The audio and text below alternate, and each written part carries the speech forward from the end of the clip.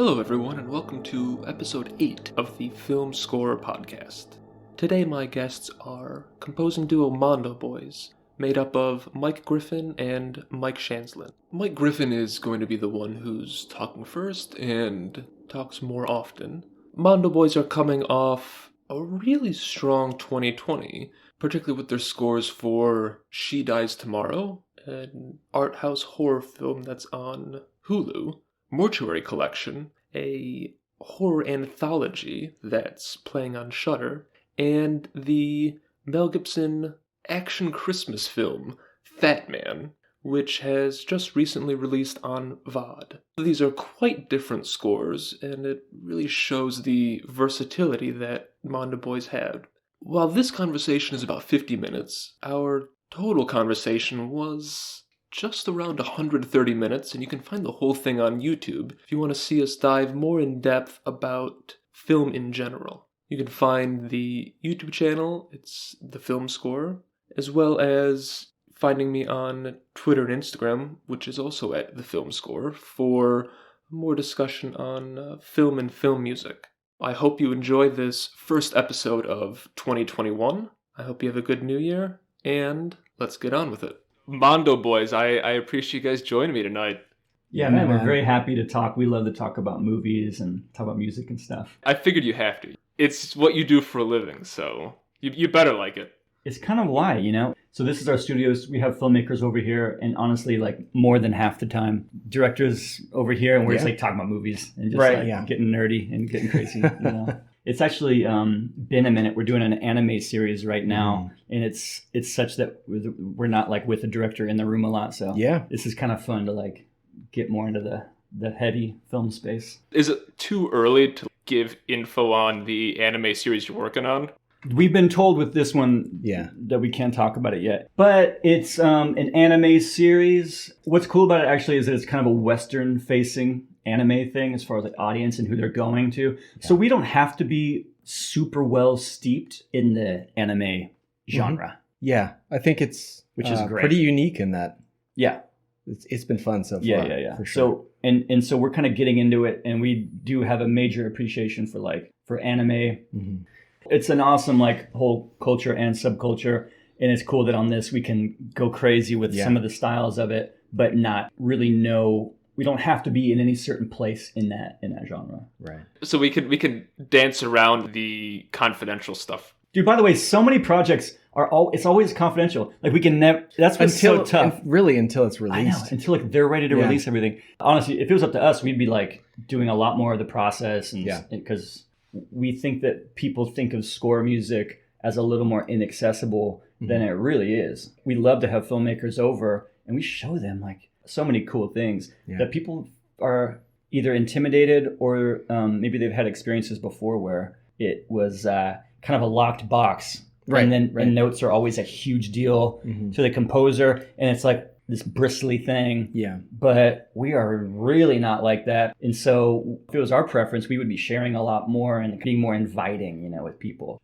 Actually, would you guys mind expanding on that a little more? Because I think it's very much, maybe not quite a locked box, but that a lot of time the composer is brought in after production's wrapped up, and like they're kind of off in their bubble. Like they'll send demos or snippets like what they've been working on and get some feedback, but it's still, I'd say it's like an arm's length relationship. I know, man. I think that we're trying to break new ground in that way. I think part of it is that it historically was a very different process. So this would not be practical with Hitchcock and Bernard Herrmann. It was a very different process.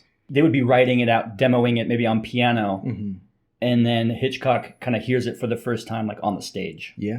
I think that is why there's so many relics in our industry and in every... That's a relic. Yeah, especially just the attitude of being inflexible with music. Yeah. You know, it's easy for us to write something and then flip it into something totally different. We love doing that, actually.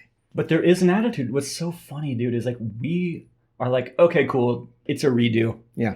And it's going to be fun. And we're like, cool, it'll probably be better next time. And then we'll even like relay that to someone else in the process, like a musician that we're working with on a piece of, and like they get more bristly. than we do. And we try to be kind of filmmaker mind as opposed to like musician mind. as far as that kind of stuff. Very interesting. And everyone that I talk to always talks about how it's a collaborative process. So that bristliness, not to put anyone down, but it seems like it is kind of a choke point in that collaboration. Obviously, the music aspect of it is typically considered the thing that is the most inaccessible for the director, like you mentioned, because almost every single time they're not a musician, they don't have musical background. They can get in and edit, and you see people like Christopher Nolan who are getting really involved in the sound. Unless it's Charlie Chaplin or something, the directors aren't involved in actually making the music. So it's cool that you guys are actually trying to bring them in more and like really foster that collaboration. It's a lot better. Yeah. Okay,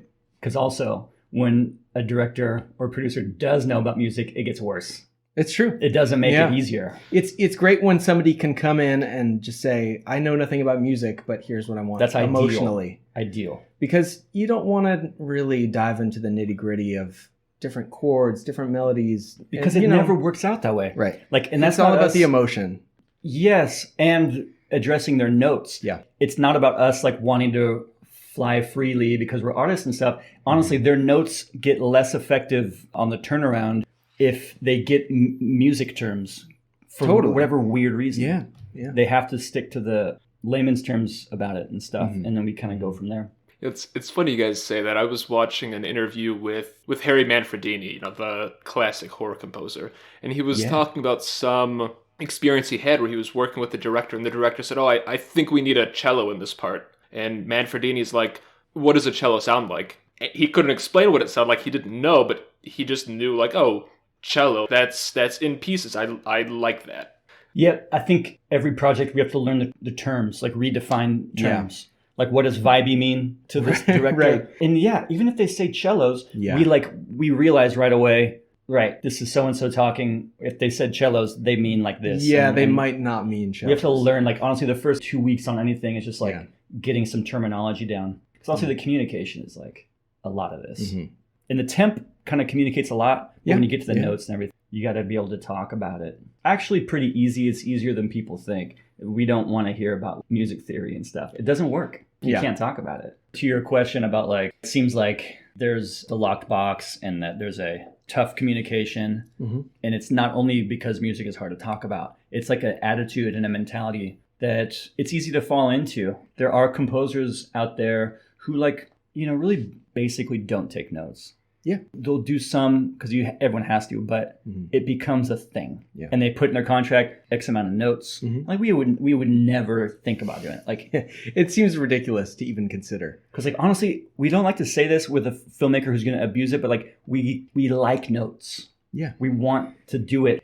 I think 4 times you start to get into a good, like it's been through the wash a couple times. Yeah. You end up in almost every case, you end up with something that works better for the movie.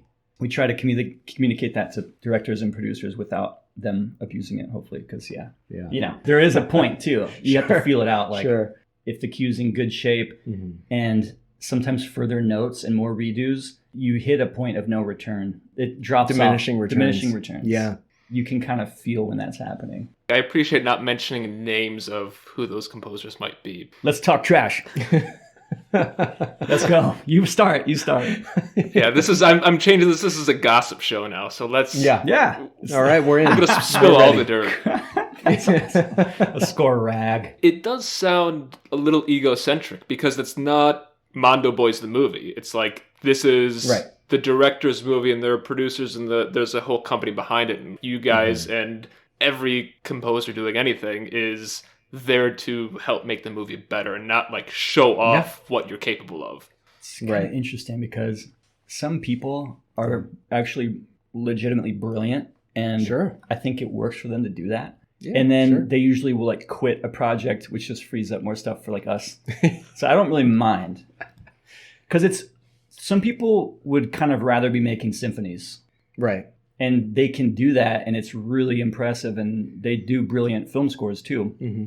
But in their heart, they'd rather be making an album or like writing a symphony. Yeah, when it comes down to it, this tends to be a different kind of job. It's different. You're helping tell somebody else's story. And you're jumping around in genres. I mean, you have to be. Mm-hmm. We're not going to write a symphony. We want to be writing film scores. Yeah. So I guess that's a huge difference. with some of the super brilliant people who would rather be doing other stuff in their heart. This is like exactly what we'd like to be doing. That's why I appreciate when it's the inverse, when it's someone who is doing solo work or writing symphonies who's like, you know what, I'm going to do a film score every 2 or 3 years. Or Michael Abels, who was doing classical music for 30 years, and then Jordan Peele calls him up and says, hey, do you want to score this movie? And he's like, of course I do. Yeah, it can definitely make for some very interesting stuff. Pulling people out from symphony world and album world is brilliant. I was just watching last night, actually, Social Network. It was like, that was, I think, the first score from Reznor. Maybe not the first score, but was it the number one film? I'm sure there's someone who has an encyclopedic knowledge going to say, actually, they did this indie movie 3 years before. But I mean, for all intents and purposes, that was the first one. Dude, out of the box, totally brilliant. Like, that movie is brilliant. It's true. That movie's brilliant, but that score is so good. Yeah. And it's honestly unique. It's like even weird to kind of call it a score. To be honest, it doesn't hit your ears that way. Yeah. But it works so brilliantly in the story. And it is really scored. It definitely is score. But so that's someone who, like, dude, I mean, he maybe making film music isn't his number one heart's goal. But dude, brilliant chemistry there. I don't know if you guys have heard their score to Mank, but they have gotten some criticism for like doing similar sounding music across their scores. Which is not really the case. Yeah, well, and also there are tons of great composers who they have their sound and they stick with it. Like I always talk about Philip Glass. Like I love him, but you throw up any Philip Glass score, you immediately go like, oh yeah, that's him because that's his style. Like there's nothing wrong with that. But their score to Mank, they're like, okay, you don't like the sound we've been doing, like unrecognizable, except for the credits. I think the credits cue, I don't think it appears in the movie. It's the last song in the credits, and it's like, oh yeah, you can hear like the Reznor thing. But dude, honestly, they were doing interesting music in The Watchmen too. And there was a lot of it where it's like, yeah, this sounds like this kind of Social Network Reznor Ross thing. But there were a few cues in that. There's like that piano cue around the Tulsa stuff in the first episode. Like, this would not be you wouldn't hear this like, oh, that's Trent Reznor, Atticus Ross. It's really cool to see how they've evolved into beyond just like what you would pigeonhole them. Dude, and it makes me think that they are super engaged in the film music thing. It's not like it's obviously not a side thing for them. Yeah. They are expanding big time. So I haven't seen the movie yet. I listen to everything that comes out, and I don't really have a problem with listening to something before I see the film. But obviously, that's high on my priority list of things to watch. Dude, there's a lot of good stuff out right now. There really is. I want to watch The Sound of Metal. Oh, I really want to see that. I mean, well, that's the problem. It's like working more than full time at a, and then doing all this stuff. It's like, where's the time to actually do these other things? Dude, and by the way, there's always like huge blind spots. Oh yeah, we no matter no chance of catching up. We could take a year off and just watch movies the whole time. Yeah, and still have a bunch of blind spots. Yeah. People did over lockdown the AFI 100. Like people try to watch it. Yeah, I think that's a great idea. There's I probably know half of them maybe, but you did have time to watch Fatman. I did, yeah. Cool. We appreciate you taking the time to check it out. I was excited about it because it's one of those films where once, like right around when the trailer launched, honestly, I don't watch trailers anymore because so often they give you a play-by-play of the film. What's the point? If it turns out a film is good, like hopefully I'll hear about it. I follow enough people online, I'll see it. But that was one where I did watch the trailer. Because you're probably like, what the hell is exactly. this? Exactly. It's like such a ridiculous premise. Like, please give me a primer. Like, show me as much as you want to. It's crazy. Exactly. Yeah, dude, we actually loved that trailer when it came out, too. There's been a few movies that, happening kind of like, we're like, nothing but energy and love doing it. But we're like, all right, so like, this is going to be one of those movies where like, people are going to react really polarized. Sure. You just kind of know it going in. But when that trailer came out, it's like, wow, this trailer is really cool. And honestly, we do not dive much into like comments or stuff like that. And even honestly, analysis on movies that we've been part of or our friends did. We want those conversations to happen and for that to be the analysis world. Yeah. But with Fatman, we were like too curious to see because the comments were like really cool and like really nice and a little polarizing, but like in general, it was such a clearly just fun idea. Right. In a well-made trailer, by the way, which we had nothing to do with, but it was well presented. Mm-hmm. To see the good version of it with the front foot forward was like super cool. Yeah.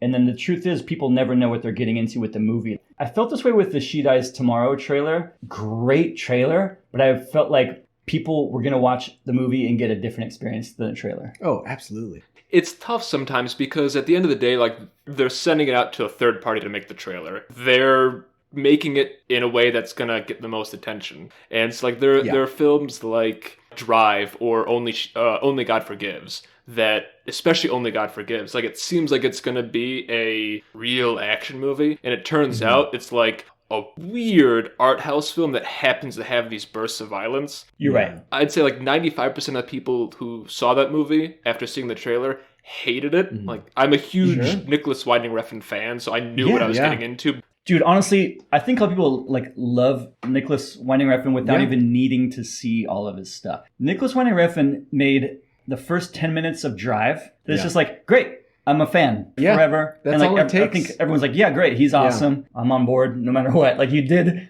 like the best first sequence of a movie that you could like really kind of ever do. Mm-hmm. I don't know why either, by the way, but that first sequence of Drive is just like, it's perfect. It's amazing. It's really amazing. Yeah. One of the things I think that's so effective in it is nothing happens in it. Ryan Gosling sitting in a car and then driving and following the speed limit to fit in with everyone. Right. It's so normal, and in a way it's so mundane, and yet at the same time there are these huge stakes of, oh, like, these four guys just robbed something. And that's something I was actually talking with a friend of mine who was finishing up Too Old to Die Young. And that was something else we were talking about. How many mundane moments there are, while at the same time, at any second, anyone could just get shot in the face. Great. Yeah, there's Perfect. a real tension there. I mean, that's almost Tarantino. I mean, in a way, like, they're so different, but what you're describing is like, you set the stakes up in the right way, and there's a gun in the room. Yeah. Boom, you can talk about coffee. Yeah. Like, you know, if it's structured the right way, you have to be kind of brilliant to do it. But both those guys, I think, do know how to do that. That opening scene hooks you so much, man. Totally. It hooks you so much. Yeah. It could go anywhere, but it's a brilliant movie. And it took me one more watch to be like, yeah, this is awesome. Obviously, I don't want this episode to be about me, but that film, I saw that in theaters like the week it opened. And when I got home that night, I bought the soundtrack to it. And that was the first time I'd ever really been like, I need to listen to this music outside of the context of the film. I was like, I have to have this. And I've listened to it I don't know how many times. You know, you're right. That is kind of rare. Because we were kids I would get the CD for Jurassic Park and stuff. Right, yeah. But it seems like that has been a while where I'm like, I need to have this score. Experience this outside of the movie. Dude, The Last Black Man in San Francisco. Yeah, that's been a big one lately. Really, really good. There's a lot of great ones, but like, yeah, you're right. The compulsion to like go get it and put it on in your room is pretty rare. Yeah. Did you hear the story about apparently the kind of the main impetus of that choice for the music, the kind of soft 80s-ish music for Drive? I feel like I should know this. I have no idea. So this is the story, at least. So first of all, the script was just floating around as like a genre script. It was floating around and someone wanted Gosling to do it, of course. Yeah. And he read it and sort of essentially didn't want to do it. But his way of saying that was to say, look, if you get some crazy director, you get Nicolas Winding Refn to do it, like, then we can do it in an interesting way. Whoever that company was turned around and like got Nicolas Winding Refn to do it. They probably told him Gosling's in, you know? Yeah. And so Gosling has to go and pick up Nicolas Winding Refn, right? So he goes and picks him up, and Nicolas Winding Refn hops in the car and sees Gosling at the wheel. Mm-hmm. And Gosling had been playing this 80s stuff. Yeah. And he just saw it. And he was just like, right, yeah, this is the score. That's it. This is going to be the vibe. Like, this vibe is perfect. Yeah. Apparently, it went that way.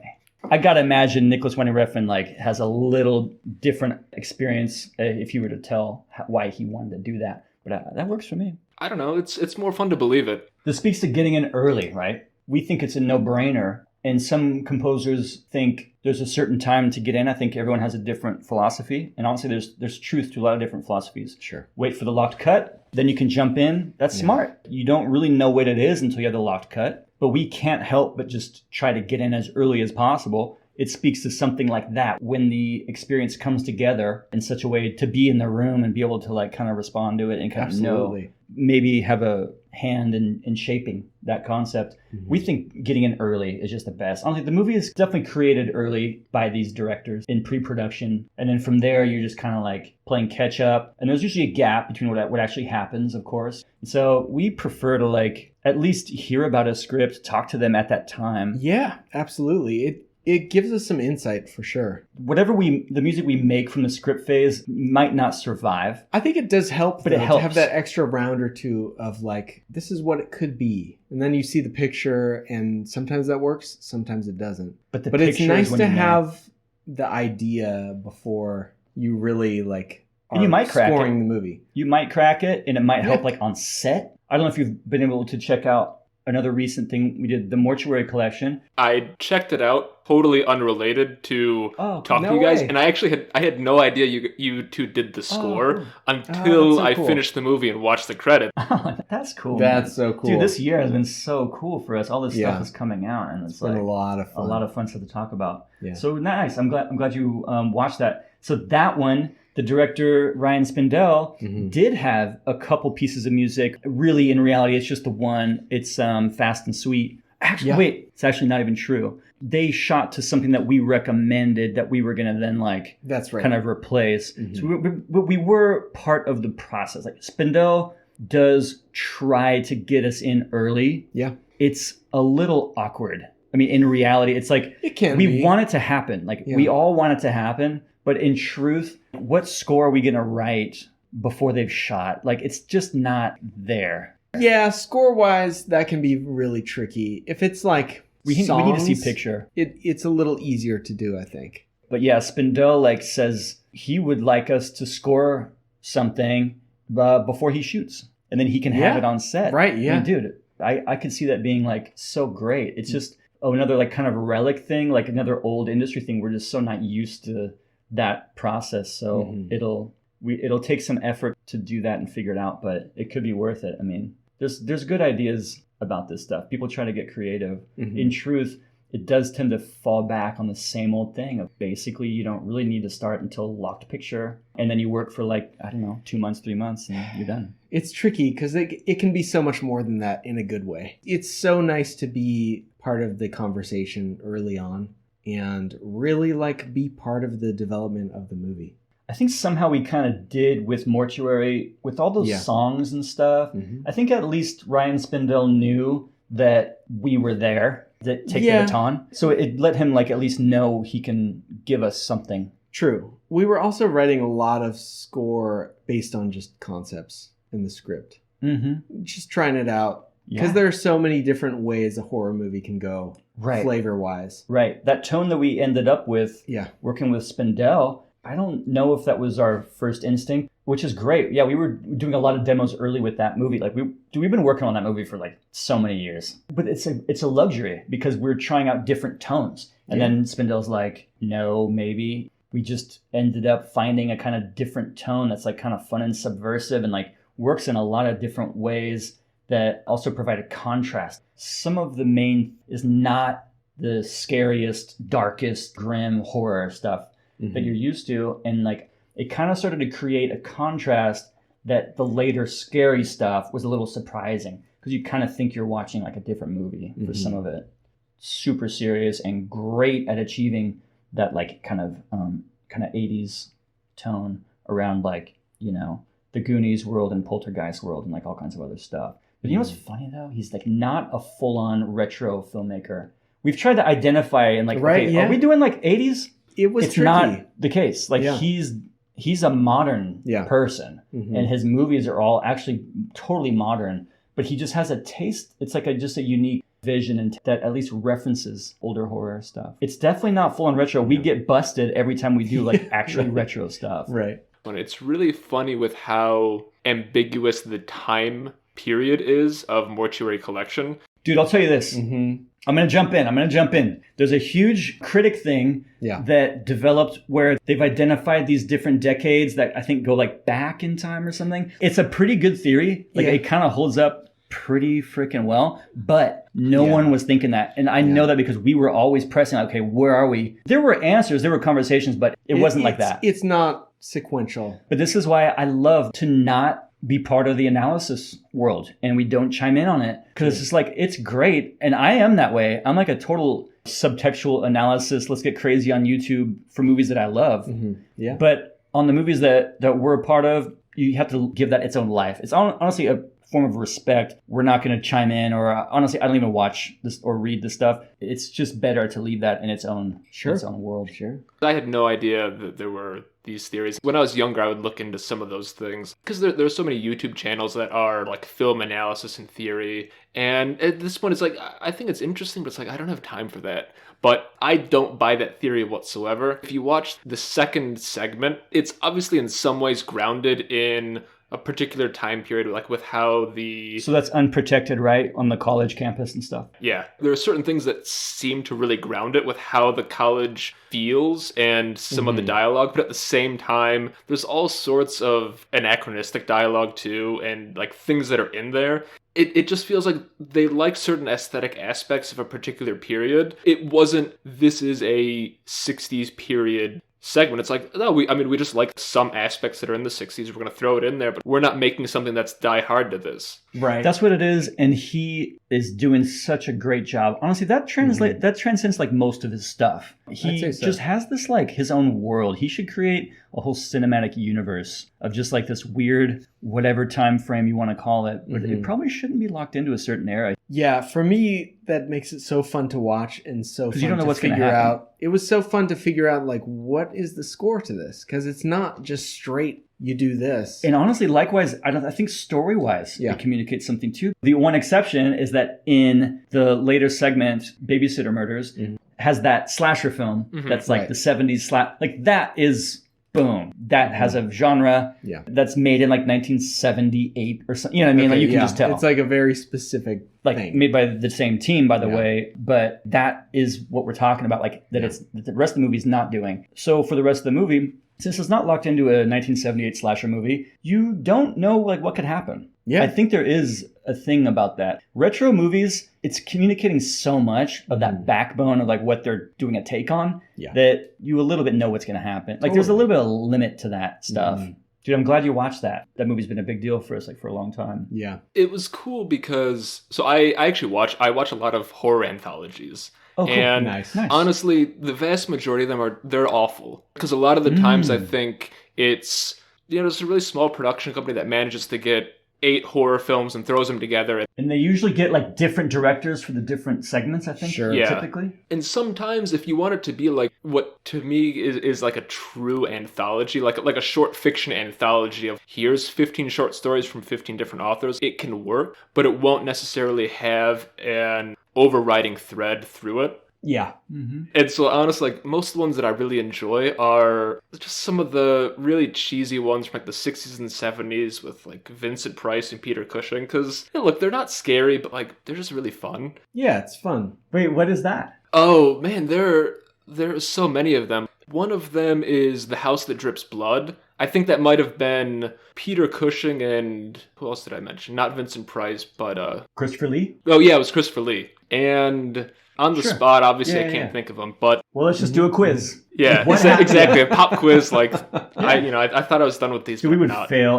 We were honestly recently doing this kind of meeting where we wanted to study up, and then we just kind of realized, you know what, we're not necessarily students and scholars of all this stuff. We're a little bit, but... it's not really our job. Yeah, when it comes down to it, that's just what we like. And what we like is what we like, and what we make is really the more important thing. I don't think every maker of this stuff has to be a total scholar deep dive on like everything. We have certain things we can get crazy on, but you know how it is, dude. You go talk to some cool movie people, and it's just like, holy crap, I'm an idiot. Every meeting. I try to listen to like everything that comes out in a given year. This is going to sound nerdy. Like I have a list of everything I've listened to, the notes that I have on them as I listen to them. Great. Yeah. But at the same time, it's like, if you quizzed me and said like, oh, well, what did you like that came out in August? I'd be like, I have no idea. Or like, who scored this movie that came out 2 months ago? I'd be like, I don't know. The brain is funny, and I embrace that. I think that I'll be super ashamed. And right now it's happening too. It's fun to like come up with scores and whistle them based on what you love and stuff. this is a weird brain fart that I always have. Yeah. I can't conjure the Indiana Jones theme. Really? Yeah. Dun, dun, dun, There you go. dun, dun, dun. See, I can it. never, I have a weird, because one time I failed on the spot. Oh. And so I just like. So it's blocked in your brain. We all have blind spots. Yeah. I totally embrace that. Why do we need to like know every Bernard Herrmann and Morricone? We need to know enough to fall in love with it and try to get on their shoulders, but we don't have to do a deep dive and like, we're not scholars. It's different. I think part of it is the age that we are, where you had Tarantino starting like the mid-90s, early mid-90s, and as he got huge, it was like, oh, he's watched every single movie that anyone's ever even thought of. And that seemed like a norm of a good writer-director is also someone who's seen everything. And you have other guys, like Edgar Wright, he's seen so many things. But it's like, that's not the norm. But they're so brilliant, and I love talking to these directors. Honestly, a lot of directors do have that kind of mind. I don't think they have to. We would never be like, oh, so and so doesn't know. It's not on our agenda. But a lot of these directors really do have that insane mind. Yeah, so really cool, deep man. knowledge of all this stuff, dude. Because imagine like we even all have on that the music side. It's like it's kind of intense to have a conversation with a director and who knows more about some of this stuff than we do. I mean, it's like, okay, cool. But you do kind of feel like ashamed a little bit. You're like, a little bit. Kind of fake a couple. Yeah, I know what you're talking about. Yeah. Like, yeah, I've heard Write that down to YouTube later. We're starting to embrace, we're kind of hitting a new phase. Let's say we're in Mondo Boys phase 2, in which we're not trying to be trivia masters about film and music history. We're trying to refine our process. And right now we're actually experimenting, but we're at least experimenting on the process. And that could mean maybe different every movie, but we're at least a little more aware of it. And maybe that means jumping in early with the script train. Maybe it means like, let's not worry about reading the script. We'll just kind of like wait for a cut, because like we love it, but we don't really know until the cut is in. Sure. And we might all get confused and distracted if we're going based on the script. We're at least trying to find some of these methods that do help a lot, because there's no need to just like what can easily happen is that you are dictated your schedule and you're dictated the whole process, and people are just doing that because it's kind of the way it goes for their company, but there's a lot of different ways to do it. And if they find out that we are down to like engage more than usual, we can like change it up, Yeah, absolutely. Everything ends up being like one crazy month, basically. Whether we have more time or not, if it's 3 months, we end up doing one crazy month. Even something like the Mortuary Collection, where we were working on it for 3 years, the last month was a... In that case, it was 2 months of like complete insanity, but probably 1 month that was like the month. Yeah. It's great though, because you just like are fully in it just the way for it that is. month or two. And that's all you're thinking about, all you're writing. It's great. The film world, man, they're kind of desperate to get it done. That director's like been through hell shooting, and they're just like, please, like they would love to hand off this baton. You know? You guys mentioned the timing of everything, and I'm sure some of that will depend on the film itself too. But for She Dies Tomorrow, and some of the music sounds, or it fits so well with the actual imagery, because it seems like such an image-focused film, that it would just have to be hard to read the script and be like, oh, okay, we've got it and that's it. That seemed like a film where you had to be in the spotting session, like seeing what's unfolding in front of you, and the specific imagery and just some of like the weird, bizarre intercuts that are throughout it, and to know what music's gonna fit. Well, like the hard cuts out, right? Yeah.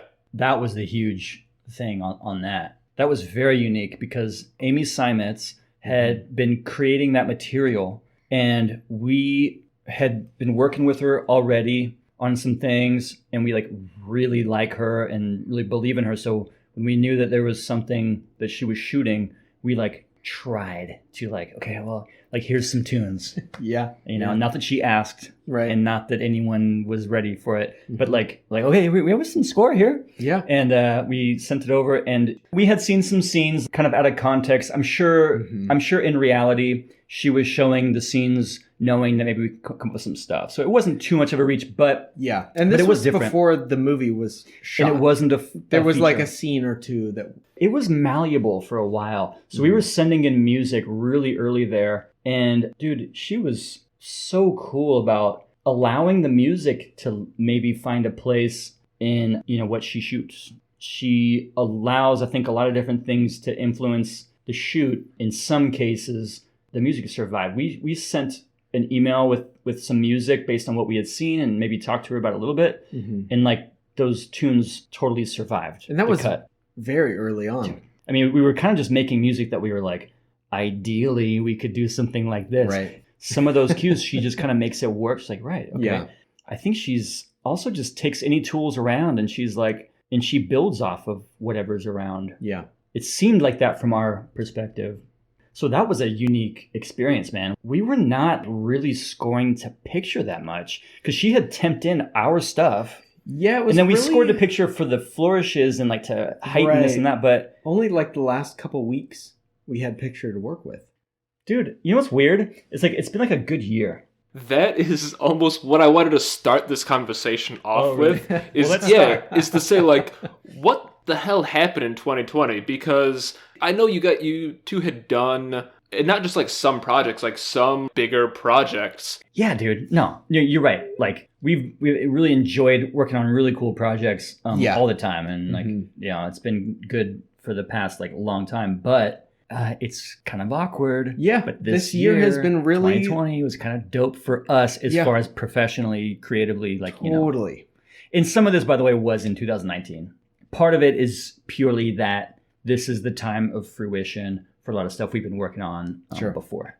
That happens, and we're always aware of that. There's always like, dude, these are all like cycles of, the creative process. Like right now we're in this kind of harvest. And there's still more stuff coming out. It's true. In the next few months. It might be that we're really fluid in how we work and we're super comfortable and like love working on just our own computers. Truly. So during lockdown, there was a little bit of like some movies that were going through post and they didn't know how to approach music. And they were like, how are we going to do this? We are 100% stoked to work just like here. We can do a whole score right here. Yeah, absolutely.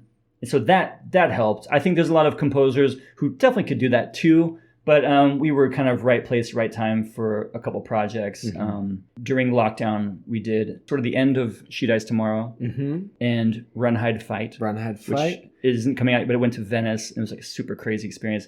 And then Fatman was totally in lockdown too. Yeah, absolutely. That might be it. There's probably some others too. I mean, Silk Road, I think we did already. Even without lockdown, I think we have these great filmmakers that are around us and we've worked with before. And like everyone's kind of like coming of age in a way. In career-wise coming of age. And so there's just a lot of ripe fruit on the tree right now in our little network and like people in LA for like the kind of next generation of LA. And so that probably would have been happening anyway. And then lockdown, let's just say it didn't affect it too much because we're able to be fluid. We were able to get plenty of stuff done. We love it, dude. Honestly, we love working with orchestras. We love having people in and we'll do some sessions anywhere. But honestly, we can do it all like literally right here. Yeah. And that's exciting to us. That's got to be the perfect setup for you guys then of like forcing you to be in that situation. Totally. Yeah. And having kind of no shame with our collaborators. Yeah, we can 100% do the score. Nothing was like 100% in the box except for maybe Run, Hide, Fight. Well, vocals on the song. There were a few things, but that was mostly... But that was like almost all in the box. Yeah. So that was a situation where like everyone has to embrace it. Because we always do embrace a lot of in the box. Yeah. Because this is just the truth that we sometimes dance around, sometimes don't dance around and try to encourage a filmmaker to embrace this. But there's so much cool stuff that you can do with, models, like the plugins that are like either they're samples or they're kind of models or they're things that we can do in here to complement that. Basically in the computer, you can do so much cool stuff. And to do an orchestra date can also be great. And we're going to be doing a fun one coming up pretty soon. But sometimes some composers can get a whole orchestra together and the sound can come out a little bit like bland. Sure. Because the orchestra is just the orchestra and you're just one person. So how do you get them to do something that's interesting to you, it can be hard. Yeah. And so the truth is, we honestly feel that a lot of times we can do things in here that is 100% better than an orchestra date. Sometimes.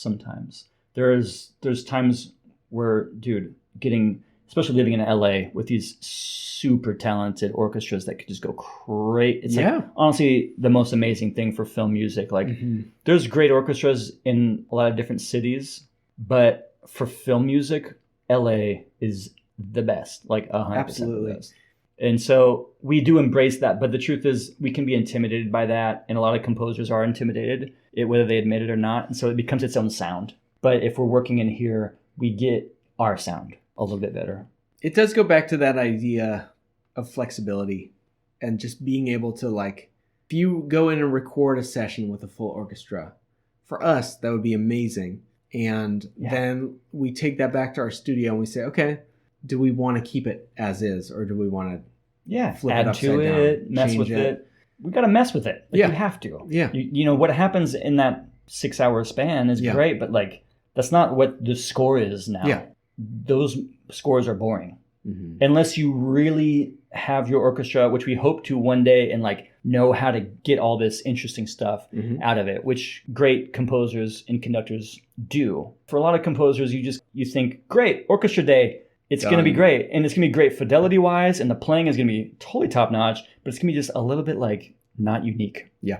There's a lot of situations where with a hybrid of great players and what we do in the studio, the hybrid is going to be probably the better thing for that movie. But a lot of times with the filmmaker, it's not a blind test. They don't just hear music and take it or leave it. It's always like, is this real or is this not real? Yeah. And we're like, well, what does that mean? You know, it's like, it's kind of complicated. Yeah. And is it good or not? That should be the thing. Like, does it work or not? That's what it comes down to. But honestly, a lot of new filmmakers totally embrace this stuff. The name that everyone knows recently of like that orchestral film score is John Williams. But he started off doing jazz music and big band before he was doing film music. Right. It wasn't like he was a film scorer who then was like, okay, how do I figure out how to do an orchestra? Like, he already knew how to do that. He was so well versed in it. So it makes sense that it's not, like, not to say that a lot of film scores aren't good at that, but like it's not something that they've been doing for years and years, because like he had done that for however long before moving into film music. Just in a different context. Dude, we got to have a hangout with Don Williams, his brother, John Williams' brother, baby brother. Dude, it was so cool, man. He was just so because Don Williams is a great timpani player, other percsion, and he like plays on he's been part of like all these great, he's part of this legacy crew of people that work with literally everybody. And so Don Williams, to hang out and talk with him about stuff, he was telling us really cool stories. And John Williams, what was it? I'm going to say it wrong, but it was a cool thing, like that he was kind of on call for like, what is it, like Addams Family or something? Like Universal was like, hey, like composer was fired or busy or something. We need someone to come in and like do like a 1 week thing to create the whole season's worth of music or something. Right. Like crazy. And John Williams ready to go. Done. Like boom, like, you know, just workman, craftsman. Sure. And you got to imagine like that's cutting your teeth to the nth degree, better than anything else would. I know he was a jazz guy. Dude, but you know, same with like Fincher, just kind of finding Trent Reznor, Atticus Ross, Spielberg finding John Williams. Dude, I guess Jaws was before Star Wars, I think. I think it was Jaws and then Star Wars. Yeah. I think so. So I think it was Spielberg, I think, that kind of found him. Yeah, it was. Dude, so crazy. He'd done a couple smaller films. I know he did In the Valley of the Dolls, Cinderella Liberty, that were much more jazzier. John Williams did In the Valley of the Dolls? Well, he was also doing TV and stuff. I hope so, or else I'm going to sound like just an idiot. Roger Ebert's script? I think that's Valley of the Dolls Part 2. Wait, Roger really? Ebert wrote a script, yeah. I didn't know that. Ebert wrote a script for Valley of the Dolls Part 2. Totally Grindhouse. It's crazy. Nice. I know, and he wrote it. It's amazing. Now I know what I'm watching this weekend. Yeah. You know what's funny, though, is it totally makes sense to me, because if you read Roger Ebert's review of Black Dynamite, the first thing I think Roger Ebert talks about is how aesthetically perfect the shape of breasts are. Roger. Raj. Dude. Oh man. You know, he was like such an illuminating critic, and it's like with this movie Mank, we ended up having a big conversation about Pauline Kael. Also another like just critic that transcends critics. But like the Ebert thing is pretty interesting. He's pretty freaking on point almost all the time, including The Shape of Breasts being pretty top notch. Yeah. And I don't know, man. Seeing a lot of the critics and the analysis and stuff lately, it's like I don't think it speaks to what we were up to a lot of the time. Especially with the horror stuff. It's funny. Right. Just how it all plays out. It's not like we were doing horror stuff. Yeah. I don't think. And I don't think the directors were either. I don't think that's just a music thing. I think I think we need to rethink some of these genres, dude. I mean, not that it's up to us, but like it kind of relates to like when a producer or a director is going to approach us and they want to tell us what it is without us seeing, you know, anything or like reading a script or anything. They kind of just go to genre, and it's funny how we're like, okay, right, it makes sense, but like we still don't know what it is. Mm-hmm. They can talk about what it is in their world, maybe market wise and stuff like that, but it's like we have still zero idea what music is going to like work in this. Yeah. Like it really is going to be talking to the director about stuff like that. Weird stuff that is kind of not defined, but usually in a conversation it'll like kind of come out like what they're going for. People think, oh, this composer can do their action, or this composer does like the romance stuff. But honestly, I don't think that's the most, you know, real way of how everyone's working. It's like it's weirder stuff than that. And so we honestly steep ourselves in like story structure and filmmaking on every level. It's definitely not the case that we feel like we just have this thing that'll plug in to some movies. Maybe like if we have a huge hit movie, like we have our version of like some Star Wars thing or something, then everyone wants to hire us for a thing. Maybe we could end up having a thing. Sure.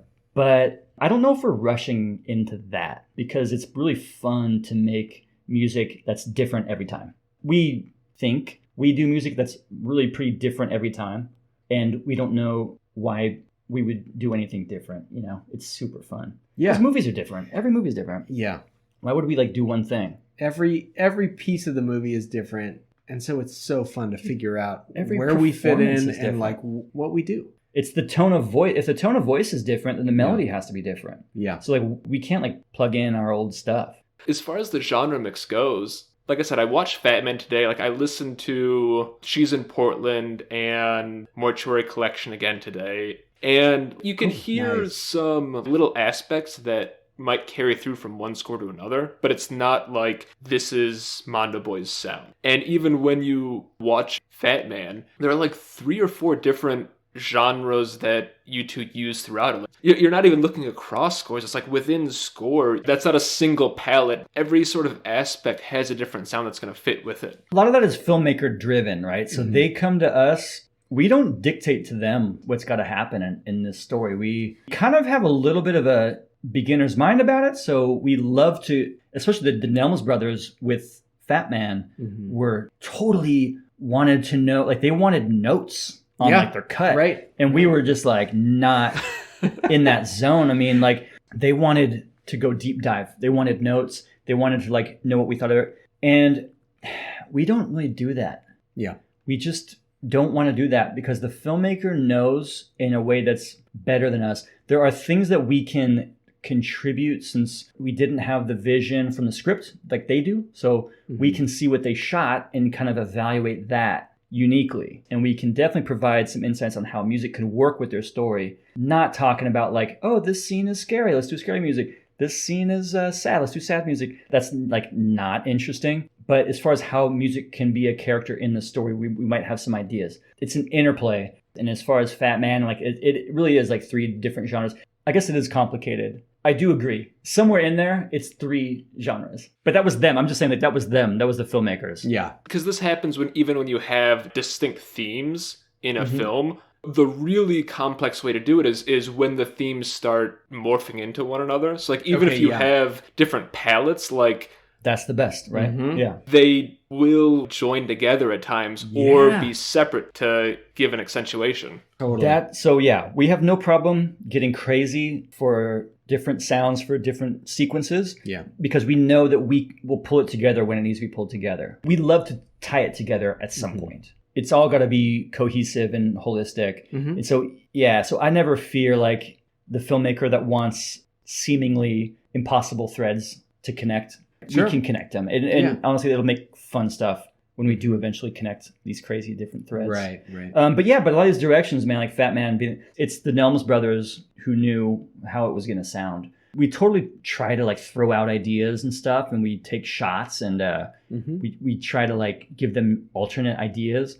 And on some movies, I guess we're more part of the genesis of it. It's totally the director that tells us what to do. And we're like, great. Okay, if that's what it is, then like here's the different versions of it, right, and you pick. We'll give you some options. We might fight for some things here and there, but like the truth is, man, we so respect these directors because we end up doing our little battles during the making of the scores and stuff. But then when we watch it with an audience for the first time and we like fully watch the movie, we're like, oh, right. The director right there. Totally knows the movie very well.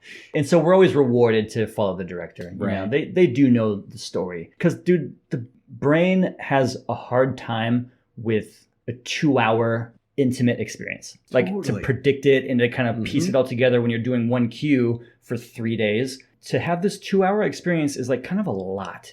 And really, I think only the director really knows what that trance, that dream is like. And so we listen to them about the fine details about how this transition should work and stuff. We have our take on it, but like we're always rewarded to like listen to the filmmakers, the director, because it's a dream, it's a trance. We always think of it that way. Like these movies especially it's a trance. You first have to get hooked, and then you kind of go into that state, and then you're just kind of like in a dream for 2 hours. And that experience has to be pretty seamless. At least the hook has to be seamless. Yeah. Like you have to be really bought in about definitely 10 minutes. And only with the director is the one who is sort of like the shaman for that experience. So we just listen to them and we try to help, try to offer some ideas, but like we trust them as like the shaman. Yeah.